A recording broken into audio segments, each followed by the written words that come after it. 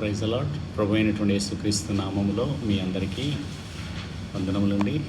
మరి ఈరోజు మన కొరకు ఏర్పరచబడిన పరిశుద్ధ లేఖన భాగము లూకాసు వార్త 10వ అధ్యాయము 41వ వచనాన్ని ధ్యానించుకుందాం. లూకాసు వార్త 10వ అధ్యాయము 41వ వచనం. అందుకు ప్రభు, మార్తా మార్తా, నీవనేకమైన పనులను గూర్చి విచారము కలిగి తొందరపడుచున్నావు, కానీ అవసరమైనది ఒక్కటే. మరియా ఉత్తమమైన దానిని ఏర్పరచుకొనెను, అది ఆమె యొద్ద నుండి తీసివేయబడదని ఆమెతో చెప్పాను.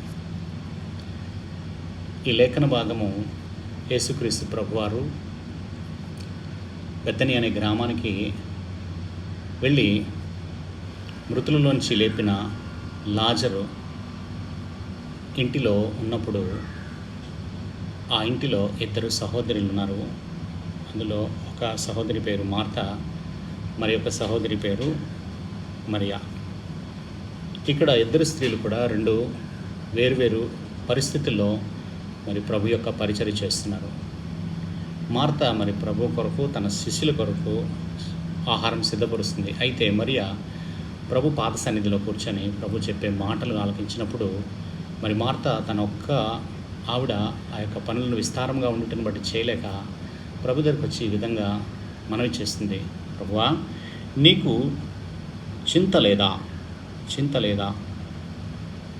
నీకని వచ్చి తొందరపడి నీకు అవసరం అందుకు సహాయం చేయమని ఆమెతో చెప్పాను. నీకు చింత లేదా, నాకు సహాయం చేయుటకు మరియకు చెప్పమన్నప్పుడు ప్రభు ఆడిన మాట ఏంటంటే, మరియా ఉత్తమమైన దానిని ఏర్పరచుకొనెను. ఈ దినాల్లో దేవుని బిడ్డలుగా మనం కూడా అనేక విషయాల మీద ఆలోచన కలిగి ప్రభు పాద సన్నిధిలో ఉండడానికి చాలా తక్కువ ప్రయారిటీ ఇస్తాం. మార్తా వలె అనేక విషయాల మీద మనము ఆలోచన కలిగి ఉంటాం. ఏమి సంపాదించాలి, ఏమి కలిగి ఉండాలి.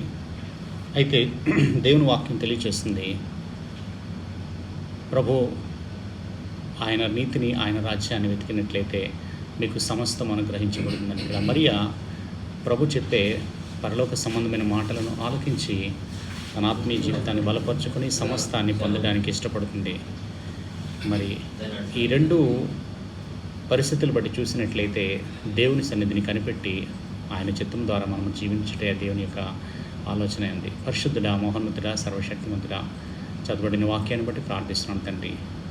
మరియ వలె మా జీవితాల నుంచి నడిపించి మహిమ ఘనత మీరే పొందమని యేసయ్య దివ్య